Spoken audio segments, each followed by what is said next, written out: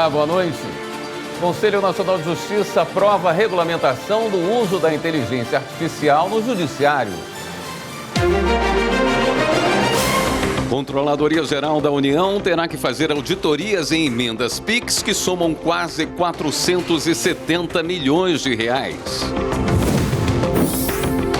Ex-deputado Daniel Silveira vira réu por porte de celulares em estabelecimento prisional no Rio de Janeiro. Operação da Polícia Federal desarticula a organização que furtava cargas dos Correios.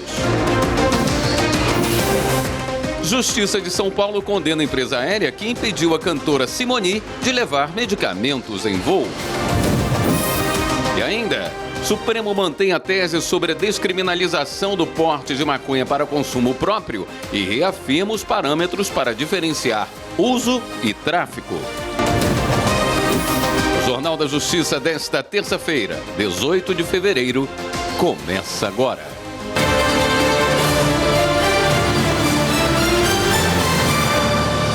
O Supremo Tribunal Federal invalidou a lei que permitia remoções de tabeliães e oficiais de registro feitas sem concurso público. Para os ministros, qualquer movimentação de notários e registradores sem terem sido aprovados em processo seletivo são inconstitucionais.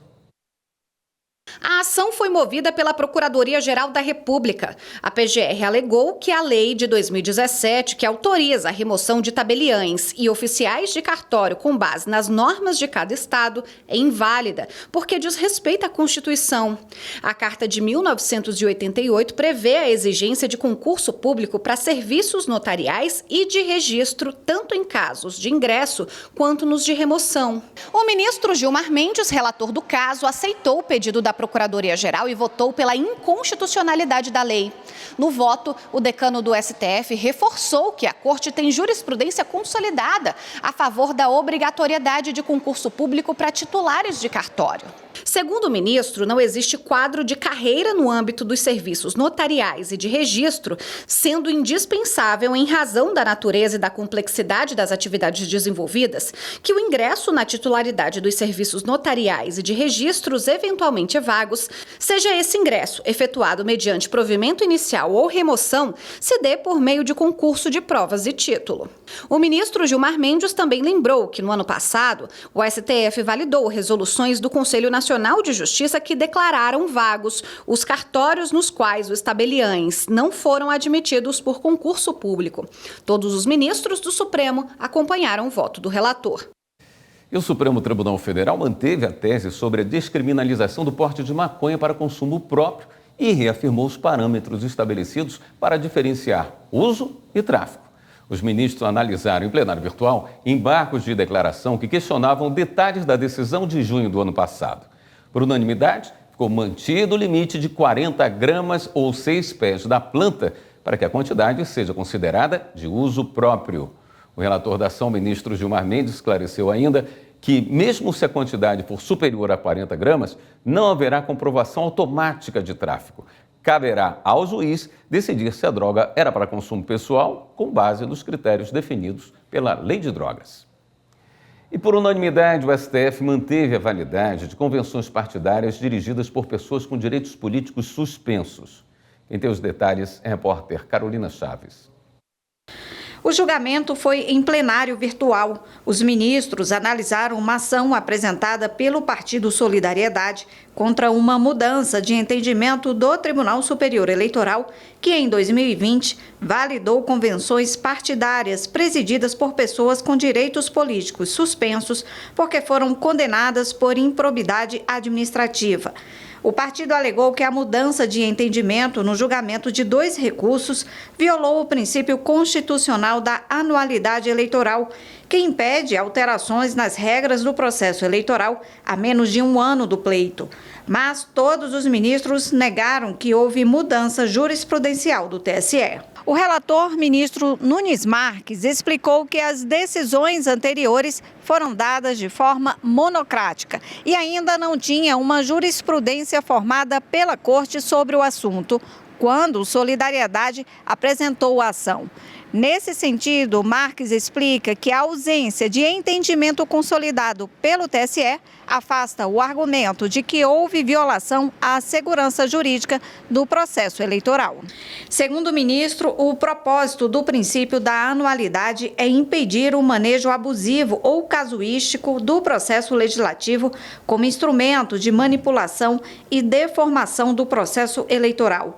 Busca-se também evitar a adaptação do sistema em virtude de inovações de ordem legislativa ou jurisprudencial, sem que os participantes do pleito tenham tempo hábil para isso. Entretanto, Nunes Marques afirma que esse não é o caso dos autos e que, em síntese, as decisões que constituem o objeto desta ação não são aptas a configurar viragem jurisprudencial do TSE. Nesse sentido, todos os ministros do Supremo acompanharam o relator. Também em sessão virtual, os ministros derrubaram parte de uma lei do Rio de Janeiro que suspendia a cobrança antecipada do ICMS para produtos fabricados no estado, como cachaça, água e laticínios. As informações com Simone Moura. A decisão foi unânime em sessão do plenário virtual. Para os ministros do STF, a regra feria o Pacto Federativo e o princípio da igualdade tributária. A ação foi movida pela Associação Brasileira da Indústria de Águas Minerais. O relator, ministro Alexandre de Moraes, explicou que a lei dava vantagem indevida para fabricantes locais. Ao suspender a cobrança antecipada do ICMS, os produtos do Rio ficavam mais baratos na primeira etapa de venda, favorecendo a concorrência com produtos de fora do estado. Para Moraes, isso criava um desequilíbrio no mercado e feria a Constituição, que proíbe esse tipo de benefício fiscal. O Supremo já tem decisões contra regras semelhantes em outros estados. O ministro do Supremo Tribunal Federal, Flávio Dino, determinou que a Controladoria Geral da União faça auditoria sobre a aplicação de recursos das chamadas emendas PIX, transferências especiais feitas sem destinação específica. Marta Ferreira tem os detalhes. De acordo com o relatório do Tribunal de Contas da União, foram mais de 21 bilhões de reais transferidos entre 2020 e 2024, sendo que parte desses valores ainda não teve a devida prestação de contas. A decisão do ministro Flávio Dino foi baseada em nota do TCU, que revelou dificuldades na rastreabilidade desses recursos. Apontou que apenas 19% das transferências permitem identificar o percurso do dinheiro até os beneficiários finais. Grande parte dessas verbas foi repassada via modalidade fundo a fundo, dificultando o acompanhamento. Entre as medidas adotadas, o governo criou uma nova regulamentação para controlar melhor esses repasses. Agora, os planos de trabalho precisam passar por diferentes etapas de análise antes da liberação dos recursos. Mesmo assim, o TCU aponta que até fevereiro de 2025, 644 planos de trabalho ainda não haviam sido cadastrados, somando cerca de 469 milhões de reais. Para garantir a transparência, Flávio Dino determinou que a CGU faça auditorias sobre os recursos liberados em 2024 sem planos de trabalho cadastrados. Também ordenou que o TCU e os tribunais de contas dos estados apresentem um relatório sobre a fiscalização dos repasses. Além disso, os bancos públicos terão que implementar adaptações técnicas para permitir mais controle sobre as transações. Dino ainda determinou que 126 planos sejam fiscalizados para saber se eles estão sendo devidamente executados. A decisão destaca a importância de medidas para evitar o uso irregular dos recursos públicos e reforça a necessidade de fiscalização mais rígida. Os resultados dessas auditorias devem ser apresentados nos próximos meses. Ex-deputado Daniel Silveira vira réu por uso de celular durante detenção na Superintendência da Polícia Federal, no Rio de Janeiro. E a operação da Polícia Federal desarticula a organização que furtava cargas dos Correios. Os detalhes no próximo bloco.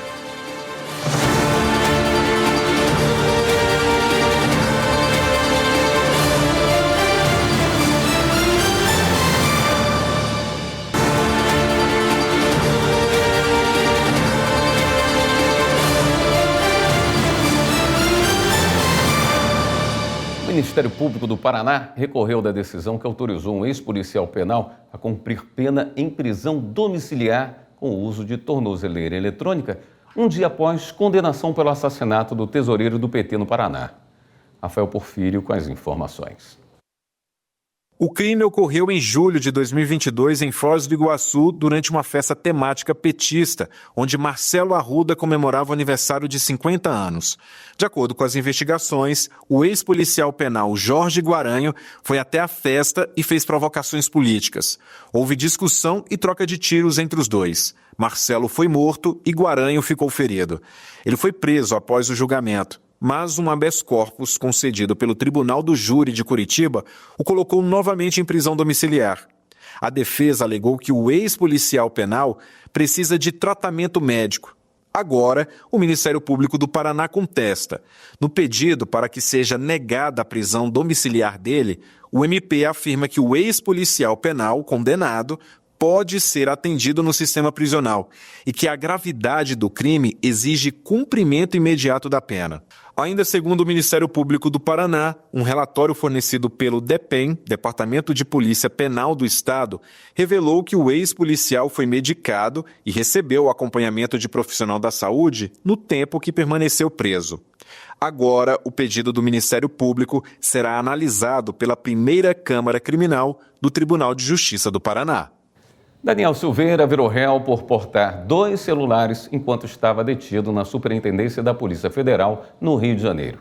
Os aparelhos foram encontrados na mala do ex-deputado e apreendidos por agentes do setor de inteligência policial durante uma inspeção em fevereiro de 2021. A denúncia foi aceita pela Justiça Federal do Rio. Na denúncia, assinada pelo Procurador da República e coordenador titular do Núcleo de Controle Externo da Atividade Policial no MPF do Rio, foi pedida a condenação do ex-deputado, que já havia sido preso em flagrante pela publicação de vídeo em que ameaçava ministros do Supremo Tribunal Federal e defendia o ato institucional número 5. Daniel Silveira já foi condenado pelo STF a 8 anos e 9 meses de prisão por defender pautas antidemocráticas, como a destituição de ministros do STF e a ditadura militar, ameaçar o Estado Democrático de Direito e praticar incitação à violência contra ministros do Supremo. Desde outubro de 2024, ele cumpria pena em regime semiaberto. Em dezembro, Daniel Silveira retornou ao regime fechado por descumprimento das medidas estabelecidas para a manutenção do regime semiaberto. Na semana passada, o ministro Alexandre de Moraes negou o indulto ao ex-deputado e determinou que ele volte a cumprir o restante da pena no regime semiaberto. Força Integrada de Combate ao Crime Organizado faz operação em Minas Gerais contra a criminalidade violenta e o comércio ilegal de armas e munições. Polícia Federal desarticula a organização que furtava cargas dos Correios. Na Bahia, a operação foi para combate ao contrabando de vinhos. E no Paraná, por fraudes no programa Farmácia Popular. Confira os destaques. A Polícia Federal cumpriu mandados de busca e apreensão por fraudes no programa Farmácia Popular em Francisco Alves, no Paraná. As apurações indicam que as farmácias investigadas faziam vendas simuladas e inseriam dados falsos no sistema para receber valores elevados. O prejuízo aos cofres públicos é superior a R$800 mil. Os suspeitos podem ser responsabilizados pelos crimes de peculato, estelionato, associação criminosa, falsificação de documentos, falsidade ideológica e uso de documento falso. Por determinação da Justiça, a Polícia Federal cumpriu 42 mandados de prisão e 49 de busca e apreensão no Pará e Maranhão contra uma organização que furtava cargas e encomendas da empresa brasileira de Correios e Telégrafos. As lojas que receptavam as cargas furtadas foram fechadas. O dinheiro que estava em conta dos investigados foi bloqueado.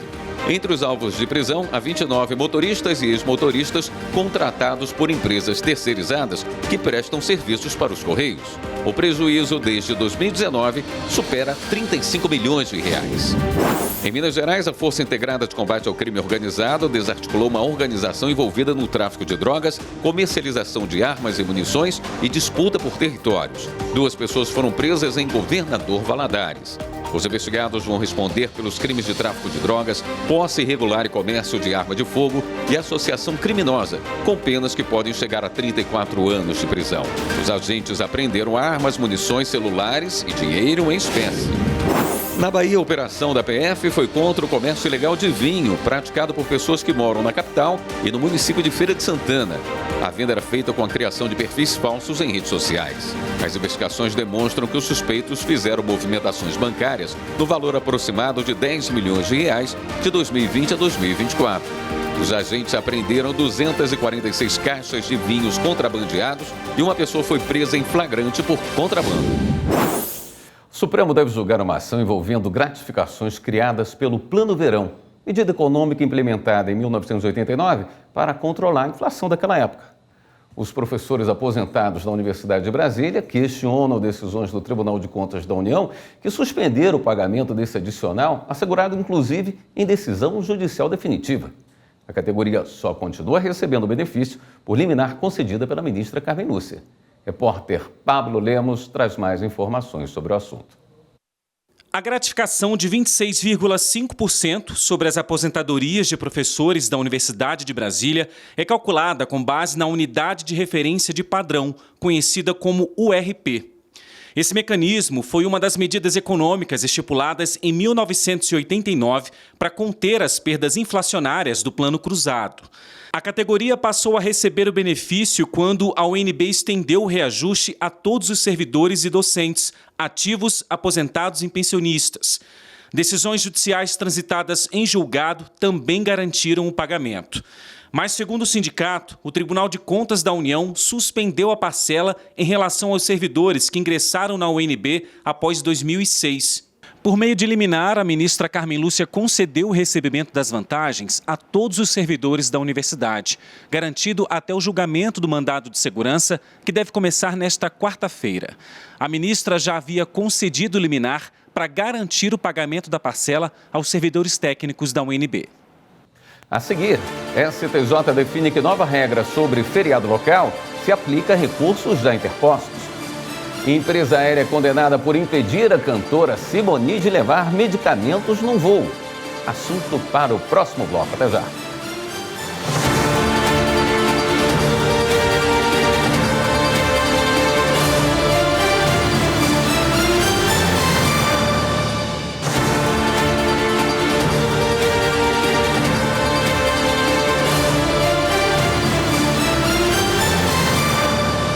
A Justiça de São Paulo condenou a empresa aérea que impediu a cantora Simone de levar medicamentos num voo. O repórter Marta Ferreira traz as informações. A Justiça Paulista condenou a Delta Airlines a pagar uma indenização de R$ 21.388 à cantora Simone. Em fevereiro do ano passado, a cantora, que estava em cadeira de rodas, foi barrada ao tentar embarcar no aeroporto de Orlando, nos Estados Unidos, para retornar ao Brasil com a família. A confusão começou quando, no procedimento de embarque, ela foi informada pela funcionária da empresa que não poderia levar a bagagem de mão, na qual estavam medicamentos do tratamento contra o câncer. O valor da condenação abrange a restituição das passagens e o pagamento de uma indenização por danos morais. A Delta ainda pode recorrer.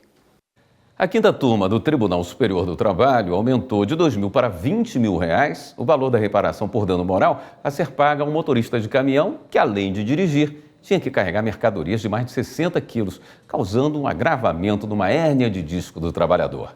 Rafael Silva explica esse caso. Durante 8 anos de serviços prestados, o motorista ajudou a descarregar mercadorias pesadas, como geladeiras e móveis, sem auxílio de carrinhos ou elevadores.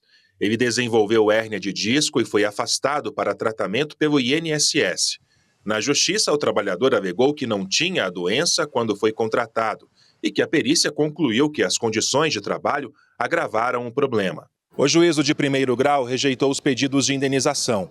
A sentença levou em conta a conclusão do laudo pericial de que o motorista teria doenças de origem degenerativa ou relacionadas à idade. Mas o Tribunal Regional do Trabalho da Primeira Região, no Rio de Janeiro, entendeu que a atividade exercida era naturalmente de risco acentuado. A Nova Casa Bahia foi então condenada a complementar a diferença entre o benefício previdenciário e o salário durante o período de afastamento. O TRT ainda fixou indenização por dano moral em R$ 2.000. A empresa então recorreu ao Tribunal Superior do Trabalho. Para a ministra Morgana Richa, relatora do caso na 5ª turma, o valor da reparação fixado pelo TRT foi insignificante. Por isso, propôs aumentar a indenização para R$ 20.000. A ministra ressaltou que o empregado está permanentemente incapacitado para as funções que exercia quando foi inicialmente contratado, embora tenha sido readaptado em outra área. Por isso, votou pela condenação da empresa ao pagamento de pensão mensal vitalícia de 100% do último salário do empregado. A manutenção do contrato com a readaptação de função e consequente percepção de salário não é óbice para o deferimento da pensão conforme a jurisprudência desta Corte. Com efeito, a pensão consiste em reparação pelo ato ilícito sofrido enquanto salário é contraprestação pelo trabalho. São parcelas com naturezas jurídicas diversas. A decisão foi unânime. Ainda cabe recurso. A Corte Especial do Superior Tribunal de Justiça definiu que nova regra sobre feriado local se aplica a recursos já interpostos. Repórter Marina Campos explica. Está no calendário. Os feriados definidos pelos governos estaduais, municipais e os nacionais são divulgados no início de cada ano. E o que parece simples, segundo esta advogada e professora de processo civil, tem relevância para quem está com um processo em tramitação na Justiça. É que muitas vezes um feriado pode coincidir com o prazo final para algum tipo de recurso. E o advogado deve comprovar isso para não perder o prazo. Com a entrada em vigor do Código de Processo Civil de 2015, passou-se a ser exigido do recorrente, advogado, do recorrente, a comprovação no ato de interposição do recurso da tempestividade. Isto é, se naquela localidade, tribunal de origem, da interposição, havia um feriado local, era um ônus, obrigação do recorrente comprovar que lá era feriado local, inclusive juntando a lei local deste feriado, sob pena, inclusive, de intempestividade. Isso, inclusive, foi referendado depois por decisão do STJ em recurso repetitivo.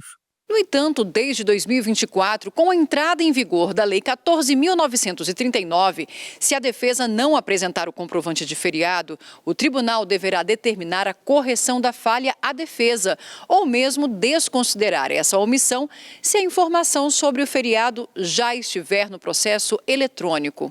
E essa regra vale também para os recursos apresentados antes da vigência da lei. Foi o que decidiu a Corte Especial do STJ em julgamento de uma questão de ordem. O relator do caso, o ministro Antônio Carlos Ferreira, destacou que a nova lei mantém a exigência de que o recorrente comprove no ato da interposição do recurso a suspensão do expediente forense na localidade em que a peça recursal é protocolizada. E explicou que, na verdade, o que a lei criou foi uma incumbência para o Poder Judiciário sem fixar prazo ou termo para o cumprimento desse dever.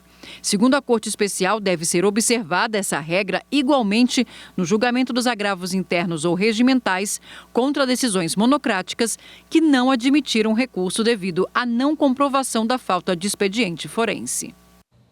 O Comitê de Tecnologia da Informação do Tribunal de Justiça de Mato Grosso se reuniu para discutir as ações para os próximos 2 anos. Veja na reportagem de Célia Silva.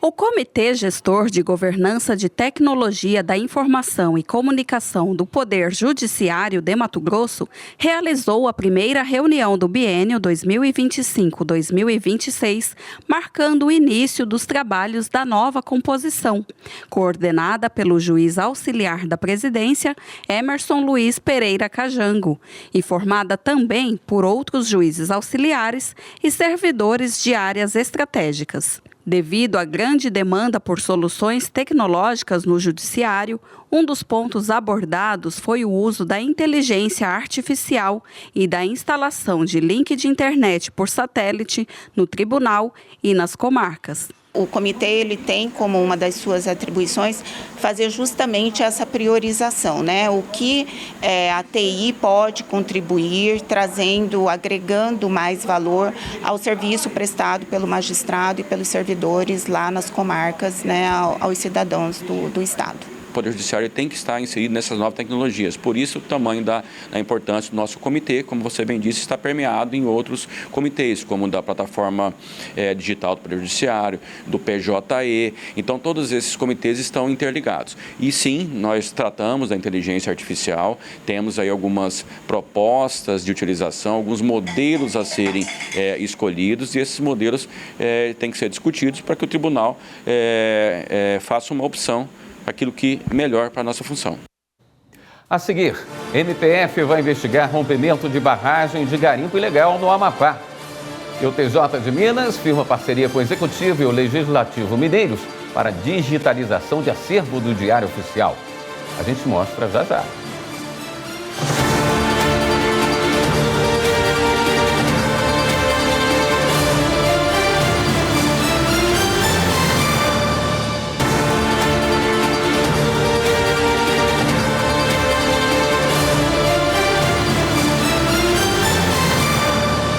O Ministério Público Federal abriu um inquérito para apurar rompimento de barragem de garimpo ilegal em Porto Grande, no Amapá. Márcio Fontinelli. Órgãos de segurança estadual e federal e a Prefeitura de Porto Grande, no Amapá, têm um prazo de 48 horas para apresentarem ao Ministério Público Federal quais medidas têm adotado para garantir que os rejeitos da barragem de um garimpo ilegal que rompeu no dia 11 de fevereiro não cheguem aos rios próximos à região. Além disso, o MPF também enviou um ofício à Polícia Federal solicitando a abertura de inquérito para identificar dentro de 90 dias os responsáveis pela extração irregular de minério no município. Os envolvidos podem responder por crimes como poluição danosa à saúde humana ou nociva a animais e à flora. O Tribunal de Justiça de Minas Gerais firmou uma parceria com o Executivo e o Legislativo Mineiros para a digitalização de acervo do Diário Oficial. A publicação reúne toda a história dos atos do Poder Judiciário Mineiro desde o século XIX. O Tribunal de Justiça de Minas Gerais firmou parceria com o governo do estado e a Assembleia Legislativa para a digitalização de parte do acervo dos diários oficiais dos três poderes. O acordo de cooperação técnica foi assinado no auditório do Tribunal Pleno do TJMG, em Belo Horizonte, pelo presidente do tribunal, desembargador Luiz Carlos Correia Júnior, o governador de Minas Gerais, Romeu Zema, e o presidente da Assembleia Legislativa, deputado Tadeu Leite. Com a iniciativa, o TJMG vai investir 3 milhões de reais na digitalização das edições do Diário Oficial, publicadas entre 1943 e 2010. Autoridades do Legislativo e do Executivo celebraram a parceria. Essa preservação da memória é de fundamental importância. O papel, com o tempo, vai se degradando. Ele tem de ficar cada vez à medida que envelhece, como aquelas primeiras edições, num local de controle de acesso limitado, tomar vários cuidados, e com a consulta digital, com essa digitalização, você inclusive democratiza muito mais esse acesso. Dessa forma que nós estamos fazendo aqui hoje, trazendo esse resgate histórico do nosso famoso Minas Gerais, do nosso Diário Oficial, trazendo aqueles que querem fazer uma consulta, conseguirem fazer através de apenas um clique, né, que vai estar próximo das suas mãos.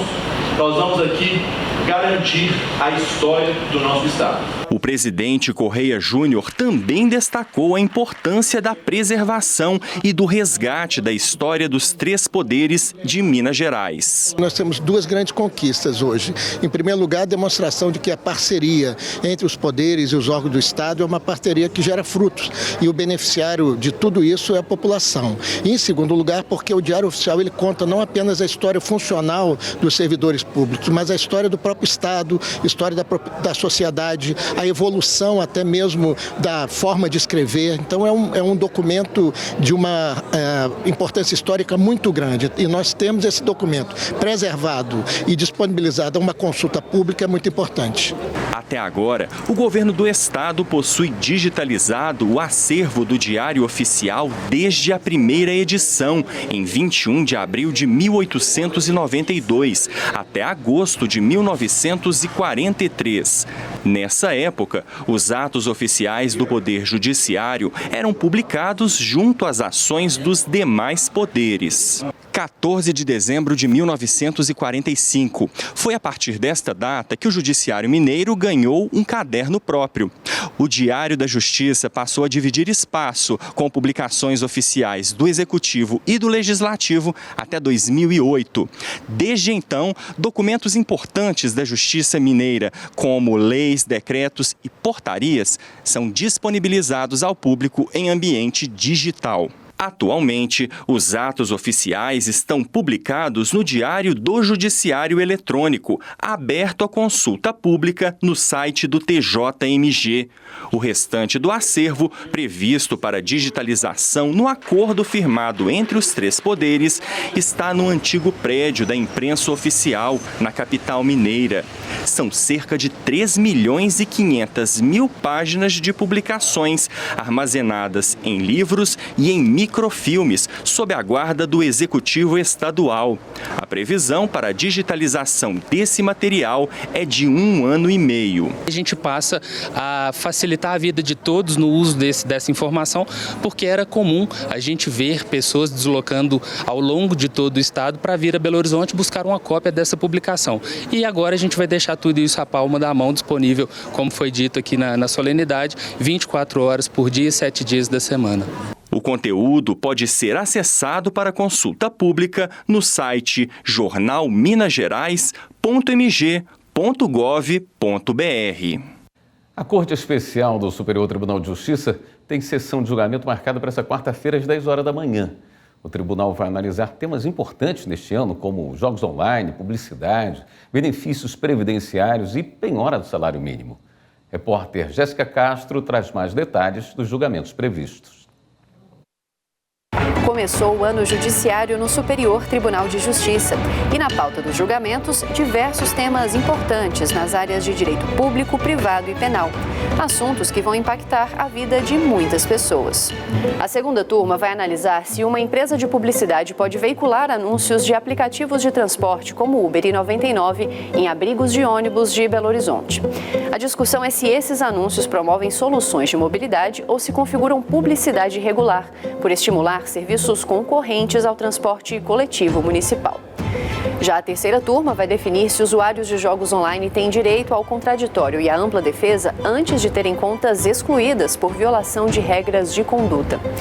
Alguns casos serão analisados sob a sistemática dos recursos repetitivos, que é quando um assunto é comum a vários processos e o STJ define o entendimento para uniformizar a jurisprudência por todo o país. Um dos destaques será o julgamento pela primeira sessão para estabelecer se os benefícios previdenciários reconhecidos ou revisados judicialmente devem ter como termo inicial de pagamento a data da citação do Instituto Nacional do Seguro Social, o INSS, ou do requerimento administrativo. O mesmo colegiado vai fixar tese sobre a possibilidade ou não de contabilizar o aviso prévio indenizado como tempo de serviço para fins previdenciários. Já os julgamentos de destaque envolvendo o direito privado ficarão por conta da segunda sessão, que vai decidir, por exemplo, se é válida a cláusula contratual que permite rescisão unilateral sem a necessidade de justificativa de plano de saúde coletivo empresarial com menos de 30 beneficiários. O colegiado vai determinar também o prazo prescricional aplicável à restituição da comissão de corretagem em casos de resolução contratual causada por atraso na entrega do imóvel, atribuído à responsabilidade da construtora ou incorporadora. A terceira sessão, responsável pela pacificação de entendimentos na área penal, vai estabelecer, sob o rito dos repetitivos, se a natureza e a quantidade do entorpecente apreendido são suficientes para afastar a aplicação da minorante do tráfico privilegiado e também vai analisar se é possível considerar a quantidade e a variedade das drogas apreendidas para definir a minorante do tráfico privilegiado. E para finalizar os julgamentos que serão destaque aqui no STJ, vamos falar de alguns da Corte Especial. Também sob o rito dos recursos repetitivos, os ministros vão avaliar se nos casos com suspeita de litigância predatória, que é quando há o uso do processo judicial para obter vantagens ou prejudicar uma das partes indevidamente, o juiz pode exigir que o autor da ação complemente a petição inicial com documentos que sustentem minimamente as alegações.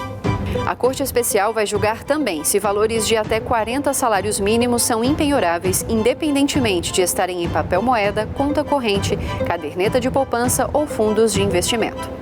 Você pode conferir esses e vários outros julgamentos ao longo do ano pelo site do Tribunal e também pelo canal do STJ no YouTube.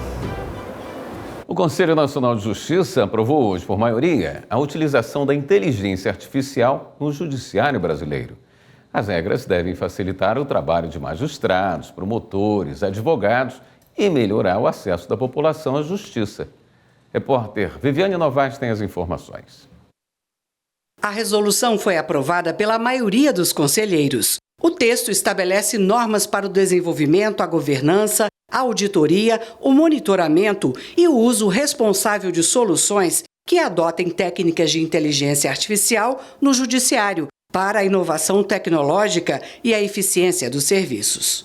As decisões judiciais apoiadas em ferramentas de IA devem preservar a igualdade, a não discriminação abusiva ou ilícita e a pluralidade, assegurando que os sistemas de inteligência artificial auxiliem no julgamento justo e contribuam para eliminar ou minimizar a marginalização do ser humano e os erros de julgamento decorrentes de preconceitos.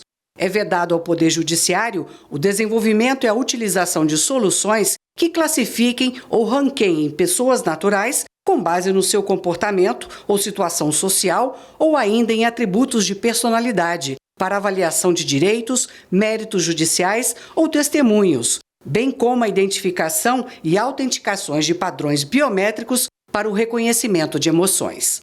O texto estabelece que os dados usados pelo Judiciário no desenvolvimento de soluções de IA devem ser fontes públicas ou governamentais, de acordo com a Lei Geral de Proteção de Dados Pessoais. Os cidadãos devem ser informados sobre o uso de sistemas com base em inteligência artificial nos serviços, numa linguagem simples que permita a compreensão de todos. O relator, conselheiro Bandeira de Mello, destacou a importância da medida no momento em que o mundo passa por uma revolução tecnológica. Que em 1920 houve um processo administrativo que discutia o uso pelos magistrados de máquina de escrever, porque a Lohmann previa que eles iam redigir e assinar as suas decisões. Posteriormente, na década de 90, discutiu-se o uso do Word, que permitia copiar e colar o texto e podia talvez fazer com que o juiz copiasse a decisão de um outro processo, naquele caso que estava julgando. Discutiu-se se isso era possível no judiciário. Hoje são coisas tidas como absolutamente normais. Possivelmente, daqui a 30 anos, 2055, vamos estar discutindo, puxa, lá em 2025 discutiu se era ou não o caso de regulamentar a inteligência artificial.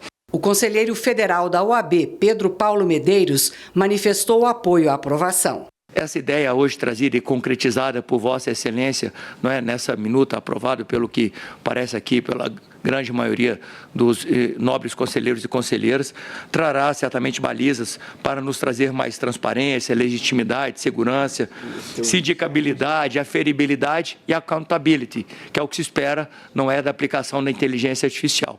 E finalizo aqui apenas fazendo uma menção de que esse augusto Conselho Nacional de Justiça atua como, de fato, a sua função típica constitucional prevê, trazendo ao sistema de justiça nacional a equalização com o que há de mais moderno na tecnologia mundial. Segundo o presidente do CNJ e do Supremo, ministro Luiz Roberto Barroso, como é uma nova tecnologia, ela vai precisar de ajustes. Na discussão interna administrativa, alguns conselheiros questionaram não o conteúdo da resolução, mas a oportunidade de se pretender, já de plano, regular essa matéria pelas dificuldades na regulação. O conselheiro Bandeira lembrou que já existia, na verdade, uma resolução prévia, que esse é um esforço de atualização. De todo modo, alguns conselheiros manifestaram, e acho que com bom fundamento, as preocupações quanto ao risco de engessamento da matéria com uma resolução precipitada. A maioria, no entanto, entendeu que alguma diretriz é oportuna e que, ao longo do tempo, na medida em que ela se revele ineficaz ou inadequada, nós fazemos a revisão. Nessa mesma sessão, o CNJ julgou 2 processos administrativos disciplinares e fechou um acordo para facilitar a pesquisa por jurisprudência no Judiciário. Repórter Carolina Chaves tem as informações. O Conselho Nacional de Justiça firmou parceria com a plataforma Jus Brasil. O acordo permite que juízes, advogados e servidores acessem por uma plataforma única do Poder Judiciário, de forma gratuita, o acervo de jurisprudência da empresa de tecnologia jurídica. Esse serviço é uma forma de cumprir o Código de Processo Civil, facilitando o conhecimento da jurisprudência e reduzindo custos internos do Judiciário. Na medida em que o novo Código de Processo Civil criou um modelo com precedentes vinculantes e há precedentes qualificados como as decisões do Supremo em ações diretas de repercussão geral e as decisões do Superior Tribunal de Justiça em recursos repetitivos, tornou-se especialmente importante no Brasil a capacidade de localizar os precedentes e, portanto, ter uma ferramenta abrangente que facilite este acesso é extremamente importante. Estamos muito felizes com a parceria. Na sessão de julgamentos, o plenário analisou 2 pedidos de processo administrativo disciplinar contra um magistrado do Tribunal Regional Federal da Primeira Região, que atua no Amapá. Ele é acusado de se manifestar de forma desrespeitosa a magistrados e membros do Ministério Público Federal e de ser parcial em decisão que revogou prisão do diretor do DENIT do Amapá, com quem teria relações próximas. O Ministério Público propôs a disponibilidade do magistrado por 180 dias com vencimentos proporcionais e remoção compulsória com base nas provas do processo, em que demonstraram várias ligações entre o juiz e o diretor do DENIT. A defesa do magistrado afirma que as manifestações dele não tiveram a intenção de ofender e negou a relação de amizade com o diretor do DENIT do Estado. De acordo com a defesa, a revogação da prisão foi devidamente fundamentada e o magistrado manteve as outras medidas cautelares contra o diretor do DENIT. O relator dos 2 processos é o conselheiro Luiz Fernando Bandeira de Melo Filho. Ele votou pela remoção compulsória do magistrado para outra seção judiciária do Amapá por conta da conduta e pela pena de censura no pedido sobre a imparcialidade. Bandeira de Melo Filho considerou o tempo que o juiz já está afastado das funções. Primeiro ofício ter discordado, né, daquela decisão. Não foi isso que aconteceu, certificado isso que foi pelos depoimentos, pelas oitivas que nós escolhemos. Me parece então que aí houve uma quebra do princípio da imparcialidade, né, efetivamente por conta daquele cidadão, né, o magistrado decide cancelar uma operação policial que já havia sido autorizada. Talvez ali o que coubesse eles declarar suspeito, impedido que fosse naquele caso e passar para o próximo substituto, né, para que sobre ela pudesse decidir. Que certamente a convivência do magistrado neste ambiente em que ele se encontra, tornou-se maléfica à própria credibilidade, ao funcionamento do judiciário.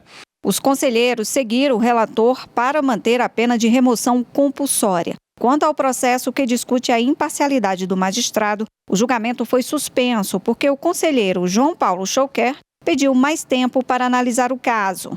Em outro julgamento, o Conselho decidiu por unanimidade aplicar pena de censura a uma juíza de Santa Catarina que demorou para liberar a realização de aborto em uma menina de 11 anos que foi estuprada. Os conselheiros consideraram que a magistrada deixou os valores pessoais prevalecerem sobre o interesse da menina.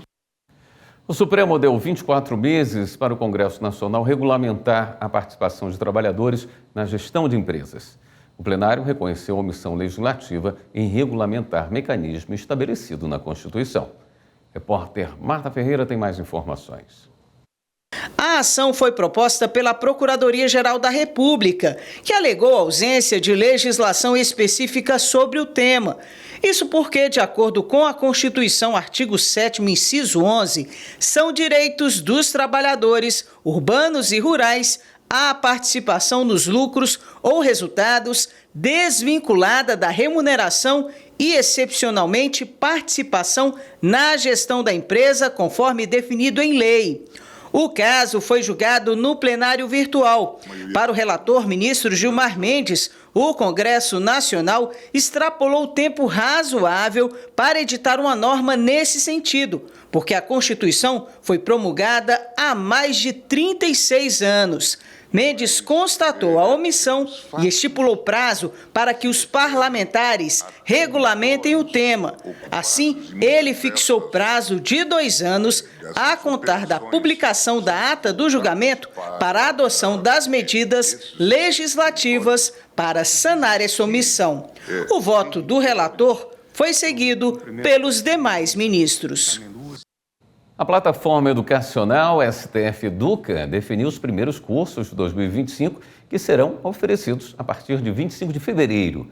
Eles tratam de temas como controle de constitucionalidade, pesquisa de jurisprudência no STF, atualização gramatical e aplicação da inteligência artificial no direito. Todos os cursos do STF Educa são gratuitos e abertos para a população em geral. As inscrições podem ser feitas no site ead.stf.jus.br. O presidente do Supremo, o ministro Luiz Roberto Barroso, recebeu agora há pouco a visita de Estado do presidente de Portugal, Marcelo Rebelo de Sousa. A visita faz parte das celebrações dos 200 anos de relações diplomáticas entre Brasil e Portugal. Estavam presentes os ministros do STF, Gilmar Mendes, Edson Fachin, Alexandre de Moraes, Cristiano Zanin e Flávio Dino, além do Procurador-Geral da República, Paulo Gonet, e do embaixador do Brasil em Portugal, Raimundo Carreiro. Depois dos encontros com as duas câmaras do Congresso, culmina este processo de um dia intenso numa instituição que é fundamental em qualquer democracia, em qualquer Estado de direito democrático e que, além disso, permitiu um diálogo muito intenso entre constitucionalistas, entre juristas. Tendo eu testemunhado ao Presidente Barroso a homenagem também como constitucionalista admirado em Portugal, muitos dos seus pares nesta instituição. O ônibus da Justiça itinerante do Rio Grande do Sul percorreu alguns bairros da Zona Sul de Porto Alegre. O serviço facilitou o acesso à justiça para quem mora em locais mais distantes do centro da capital. Vamos ver. A chuva que caía na zona sul da capital não foi capaz de impedir os moradores do bairro Belém Novo de procurarem o acesso à justiça. Isso porque o ônibus com a equipe do TJRS, que leva atendimento até a população todas as semanas, já ficou conhecido por lá. Seu Luiz foi procurar ajuda para solucionar problemas como uma operadora de telefonia. Ele já participou da primeira audiência e elogiou a agilidade dos serviços. É uma cobrança aleatória. Então tu faz tudo o que tem que fazer aqui e não existe demora. No local é possível fazer a busca por informações sobre processos, a abertura de ações judiciais, confecção e atualização gratuita de documentos como emissão de segunda via de certidões de nascimento e casamento e outros serviços. Também são tratadas questões como direito de família, direito civil e ingresso de demandas junto ao Juizado Especial Cível. A juíza que atua no projeto Justiça Itinerante enfatizou a importância de levar a justiça ao acesso à população. Com o apoio da Defensoria Pública, a gente tem conseguido fazer acordos em audiência, por vezes, se as partes estão as duas presentes, no mesmo momento em que as partes comparecem aqui.